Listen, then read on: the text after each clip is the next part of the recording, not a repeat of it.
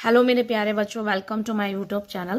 तो चलिए चलते हैं अपने टॉपिक पे। आज के टॉपिक में हम करेंगे चैप्टर 13 क्लास 12 प्रोबेबिलिटी की केस स्टडी। हम इस वीडियो में सॉल्व करेंगे। सीबीएसई बोर्ड 2024 का ये सेट फर्स्ट का जो है वो केस स्टडी है। ये पेपर है, यानी कि इस साल की ये केस स्टडी है। तो 38 हम क्वेश्चन स्टार्ट करते हैं। Rohit, Jaspreet and Alia paired for an interview for 3 vacancies in the same post.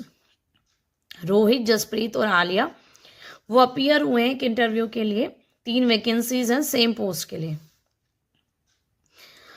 फिर क्या होता है, the probability of Rohit selection is 1/5। Rohit के सिलेक्शन होने की प्रोबेबिलिटी है 1/5। जसप्रीत के सिलेक्ट होने की प्रोबेबिलिटी 1/3 एंड आलिया के सिलेक्ट होने की प्रोबेबिलिटी है 1/4। The event of selection is independent of each other. Event कैसे दिए हुए हैं हमें, independent. Based on the above information answer the following question. First, what is the probability that at least one of them is selected. कम से कम एक person select हो, उसकी प्रोबेबिलिटी बतानी है।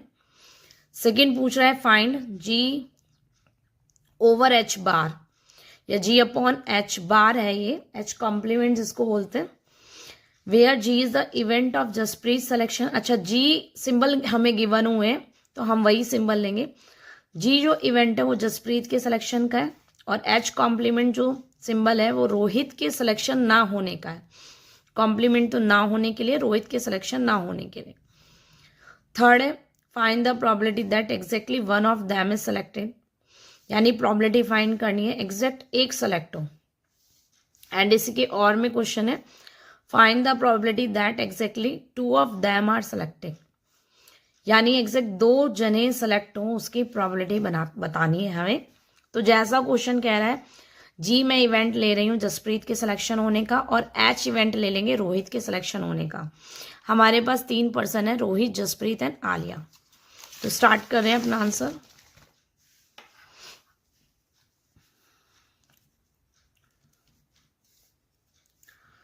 आंसर में हमने इवेंट ले लिया G. G is the event of Jasprit selection. Event of Jasprit selection.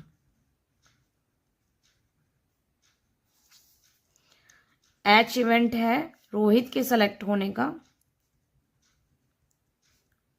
Rohit selections. And एक हमारा बचा आलिया, तो मैंने उसे ए से डिनोट कर दिया। ए हमने सिंबल ले लिया, आलिया सिलेक्शन। अब हम इनकी प्रोबेबिलिटी लिख लेते हैं। प्रोबेबिलिटी ऑफ जी, तो जी की जो प्रोबेबिलिटी है, जी मीन्स जसप्रीत के सिलेक्ट होने की प्रोबेबिलिटी है, तो जसप्रीत के सिलेक्ट होने की प्रोबेबिलिटी 1/3। रोहित के सिलेक्ट होने की प्रोबेबिलिटी है, रोहित के सिलेक्ट होने की 1/5। एंड आलिया के सिलेक्ट होने की प्रोबेबिलिटी है, आलिया सिलेक्शन इज 1/4। इनके ना होने के भी केसेस निकाल लेते हैं, यानी इनके कॉम्प्लीमेंट निकाल लेते हैं जी बार, तो वो हो जाएगा 1 - 1/3। It means 2/3। H bar, H complement 1 - 1/5, it means 4/5। And A complement, तो 1 - 1/4, 4 - 1, इट मीन्स 3/4। ये हमने कॉम्प्लीमेंट निकाले हैं। अब हम अपना फर्स्ट क्वेश्चन पढ़ते हैं। Question number first, what is the probability that at least one of them is selected. मतलब कम से कम एक पर्सन सेलेक्ट हो, उसकी प्रोबेबिलिटी बतानी है। कम से कम, एटलीस्ट का मतलब क्या होता है, कम से कम एक, और ज़्यादा से ज़्यादा चाहिए तीनों सेलेक्ट हो जाए। अगर हम केसेस बनाएं तो बच्चों इसमें काफ़ी केसेस बन जाएंगे। किस तरीके से कि हम केस बना लेते हैं कि जी सेलेक्ट हो, ये दोनों सेलेक्ट ना हो, एच सेलेक्ट हो, ये दोनों सेलेक्ट ना हो, ए सेलेक्ट हो जाए, ये दोनों सेलेक्ट ना हो, फिर ये दोनों सेलेक्ट हो जाए, ए सेलेक्ट ना हो। इस तरीके से केसेस बनाए अगर हम छोटा करें क्वेश्चन को तो हम इस तरीके से कर लेंगे, 1 माइनस प्रोबेबिलिटी एक भी सेलेक्ट ना हो, एक भी सेलेक्ट ना हो उसकी प्रोबेबिलिटी। फर्स्ट क्वेश्चन हम कर रहे हैं तो क्या पूछा है, probability at least one of them is selected. तो ये हो जाएगा 1 में से माइनस कर देते, एक भी सेलेक्ट होने की नहीं, यानी कि z complement into probability of h complement into probability of a complement. एक यही केसेस आएगा। बाकी हम क्या करते हैं, एक में से माइनस कर देते हैं तो ये सारे केसेस आ जाएंगे। तो ये किस तरीके से निकालेंगे, 1 माइनस जी बार कितना हो जाएगा, 2/3, h complement 4/5 and a complement 3/4। 4 से 4 कैंसिल, 3 से 3 cancel, then 1 minus 2/5, answer is 3/5। ये हमारे फर्स्ट क्वेश्चन का आंसर हो गया। अब सेकंड क्वेश्चन पे चलते हैं। Find g over h complement. ये हमारा कंडीशनल प्रोबेबिलिटी है, ये हमसे पूछ रहा है g over h complement, g/h complement. इसका जो फॉर्मूला होता है कंडीशनल प्रोबेबिलिटी का, तो वो हमारा क्या होता है, probability of g intersection h complement, g intersection h complement divided by probability of h complement. अब हम पढ़ें तो क्वेश्चन को हमने ऊपर देखा था कि इवेंट ऑफ सिलेक्शन कैसे है, event of selection independent event है। इवेंट कैसे, इंडिपेंडेंट। तो इवेंट अगर इंडिपेंडेंट होते हैं तो क्या लिखेंगे हम, probability of z into probability of h complement divided by complement h complement. ठीक है, तो प्रोबेबिलिटी ऑफ g की वैल्यू हमारी कितनी है, 1/3 एंड h बार की कितनी हो गई, 4/5 और नीचे भी कितना हो जाएगा, 4/5 कैंसिल, आंसर कितना आ जाएगा हमारा 1/3। अब हम क्वेश्चन नंबर 3 देखें। Find the probability that exactly one of them is selected. ये दोनों क्वेश्चन और में है, प्रोबेबिलिटी बतानी है हमें, exact one of them is selected, यानी तीनों में से एग्जैक्ट एक ही पर्सन जो है वो सिलेक्ट हुआ। तो 3 हमारे पास GHA केसेस है, तो इसमें क्या केसेस बनेंगे,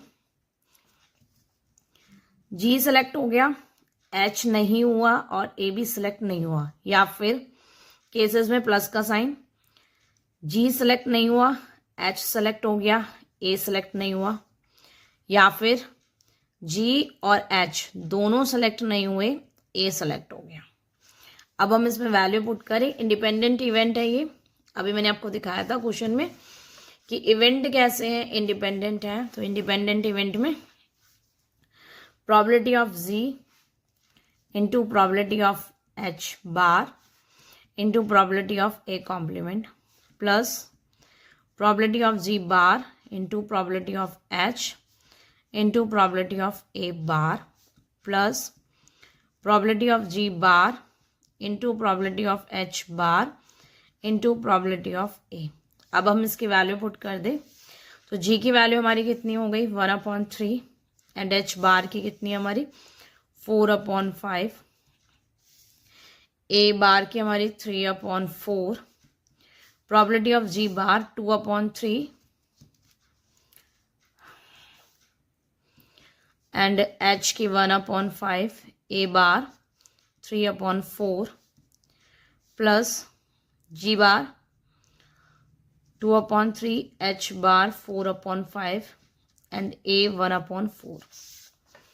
अब हम इसे सॉल्व करें तो 4 3s are 12, 20 and 3 60, 3 2s are 6। ये एल्शियम सेम आ जाएगा इसलिए मैंने कट नहीं किया, 3 2s are 6, 60 एंड 8/60। तो ये हो गया हमारा 26/60। कैंसिल करेंगे तो 13/20 इस क्वेश्चन का क्या हो गया, आंसर। सॉरी, यहाँ पे आ जाएगा 2 की टेबल से 13/13, 30। हाँ ठीक है। अब हम करते हैं इसके और वाला question. Find the probability that exactly 2 of them are selected, यानी कि एग्जैक्ट 2 सेलेक्ट हों। तो केसेस क्या बन जाएंगे इसमें हमारे, 2 सेलेक्ट हो तो, यानी कि जी और एच सेलेक्ट हो जाए, ए ना हो,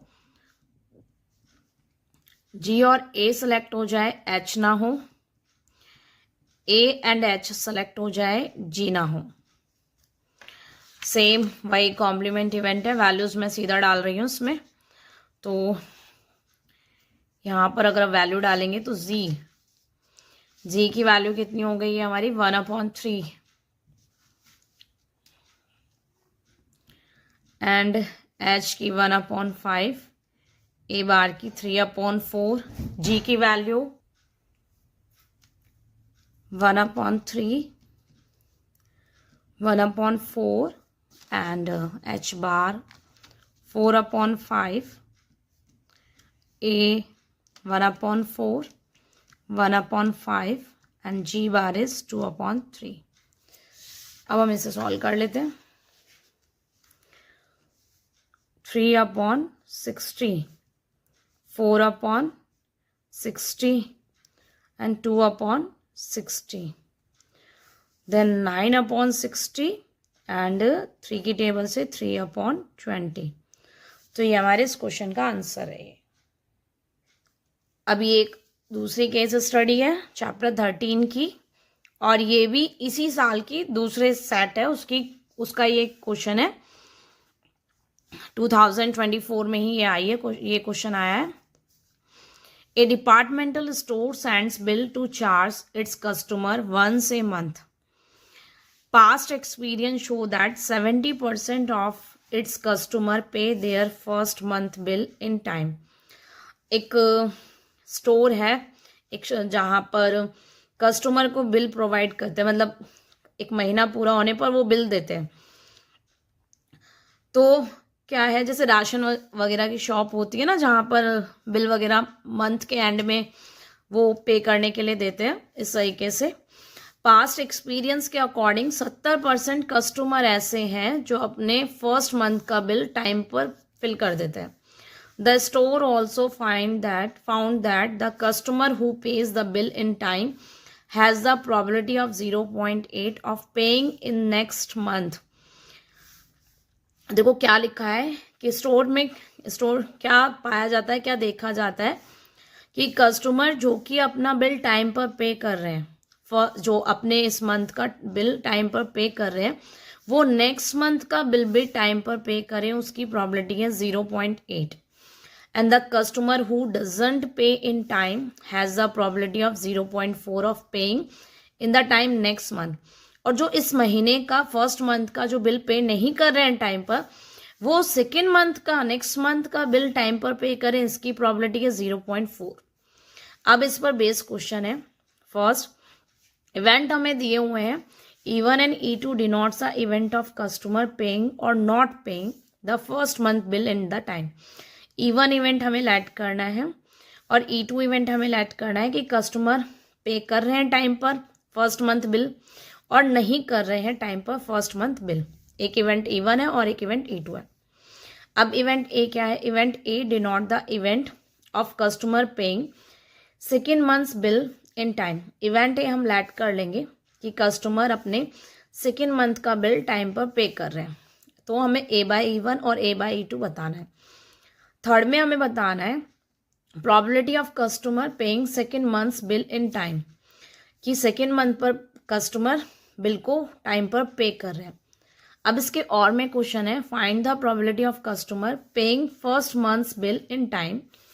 प्रोबेबिलिटी बतानी है कि कस्टमर जो है वो फर्स्ट मंथ का बिल टाइम पर पे कर रहे हैं इफ यदि ये देखा गया है कि customer has paid the second month bill the time, यानी कि सेकेंड मंथ का बिल जो है वो टाइम पर पे कर रहा है, तो प्रोबेबिलिटी बताने कि कस्टमर फर्स्ट मंथ का बिल भी टाइम पर पे कर रहा है।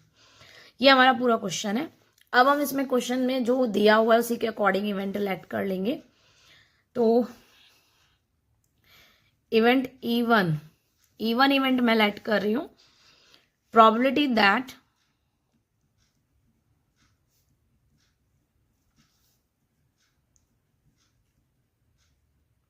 customer pays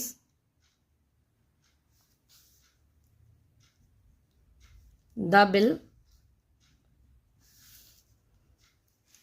on time या in first time.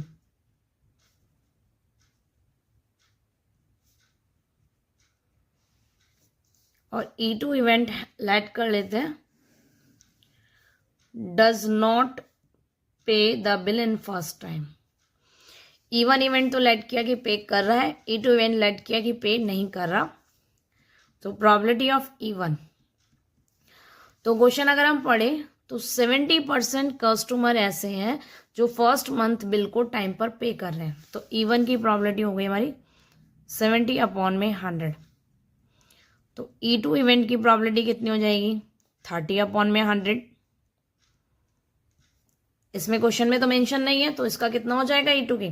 पे कर रहे हैं वो 70% है, तो नहीं कर रहे 30% हो गया, तो 30/100. अब हम इवेंट ए लेट कर लेते हैं सेकेंड क्वेश्चन में. तो ए किसे डिनोट कर रहा है, ए डिनोट द इवेंट कस्टमर पे the bill in second month on time. Customer जो सेकेंड मंथ बिल को टाइम पर पे कर रहे हैं, वो इवेंट ए हम लेट कर लेते हैं. Event A equal to event that customer pay the bill in second month on time. अब हमें A/E1 और A/E2 बताना है. A/E1 and probability of A/E2. तो A/E1 का मतलब क्या है कि E1 इवेंट हो चुका, E1 इवेंट हो चुका, E1 हो चुका मतलब कस्टमर जिन्होंने फर्स्ट टाइम पर बिल टाइम पर दिया, फर्स्ट टाइम उन्होंने फर्स्ट महीने का जो बिल था वो टाइम पर दिया. तो प्रोबेबिलिटी बतानी है हमें ए की, कंडीशनल प्रोबेबिलिटी ना E1 हो चुका तब ए बताना है. यानी कि फर्स्ट महीने का बिल भी टाइम पर दे रहे हैं और सेकेंड महीने का बिल भी टाइम पर दे रहे हैं. ऐसे कितने कस्टमर है, तो हमने देखा था हाँ, कस्टमर हु पे the bill in time has the probability of 0.8 of paying in the next month. यानी जो फर्स्ट महीने का बिल भी टाइम पर दे रहे हैं, उसके बाद भी सेकेंड महीने का बिल टाइम पर दे रहे हैं, उसकी प्रोबेबिलिटी तो 0.8 है.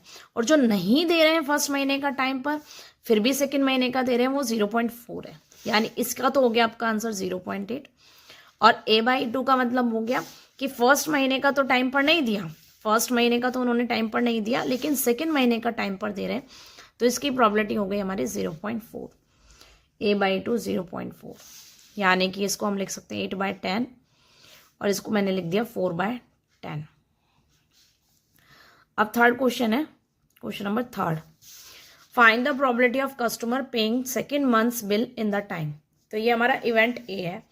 यानी थर्ड क्वेश्चन में इवेंट ए की प्रोबेबिलिटी पूछी है, और इवेंट ए की probability it means total probability. तो इसका फॉर्मूला क्या होता है, probability of E1 into probability of A/E1 plus probability of E2 into में प्रोबेबिलिटी ऑफ A/E2. अब इसमें अगर मैं वैल्यू डालूँ तो E1 की जो थी प्रोबेबिलिटी वो थी 70/100 एंड E2 की 30/100. तो 70/100 इंटू में 8/10 एंड E2 थी 30/100 इंटू में 4/10. अब इसको कैलकुलेट कर दे, 10 से 10 एंड 10 से 10 कैंसिल. तो 56/100 प्लस 12/100 यानी कि 68/100. It means 70/25. ये हमारे इस क्वेश्चन का क्या हो गया आंसर. अब इसके और वाले क्वेश्चन का अगर हम आंसर दें तो और वाले क्वेश्चन में क्या पूछा है, find the probability of customer paying first month bill in the time if it is found that customer has paid in second month. यानी ये गिवन इवेंट है, दिया हुआ इवेंट क्या है कि कस्टमर सेकेंड मंथ का बिल जो है वो टाइम पर पे कर रहा है. तो दिया हुआ इवेंट हमेशा नीचे आता है. और पूछा कौन सा इवेंट है, प्रोबेबिलिटी बतानी है कि पर्सन ने फर्स्ट मंथ का बिल भी टाइम पर दिया. तो यानी कि E1/A. ये कौन सी थ्योरम है, बेस थ्योरम का ये क्वेश्चन है. इसका फॉर्मूला होता है प्रोबेबिलिटी ऑफ E1 इंटू में प्रोबेबिलिटी ऑफ A/E1 अपॉन में प्रोबेबिलिटी ऑफ E1 इंटू में probability of A by E1 plus probability of E2 into में probability of A by E2। E1 की प्रोबेबिलिटी अभी मैंने लिखी थी 70 अपॉन में 100 और A बाई E1 की थी 8 अपॉन में 10 और नीचे ये है A इवेंट की प्रोबेबिलिटी जो हमने अभी फाइंड करी थी 68 अपॉन में 100। तो हमारा आंसर कितना हो जाएगा बच्चों, 100 से 100 कैंसिल, 10 से 10 कैंसिल, यानी कि 56 अपॉन में 68। इट मीन्स 2 की टेबल से अगर हम कट करें तो ये हो जाएगा हमारा 28 अपॉन में 34। इट मीन्स ये हो गया हमारा 14 अपॉन में 17। तो ये हमारे इस क्वेश्चन का आंसर है। तो आज की वीडियो में इतना ही। थैंक यू सो मच बच्चों, पढ़ते रहो बढ़ते रहो।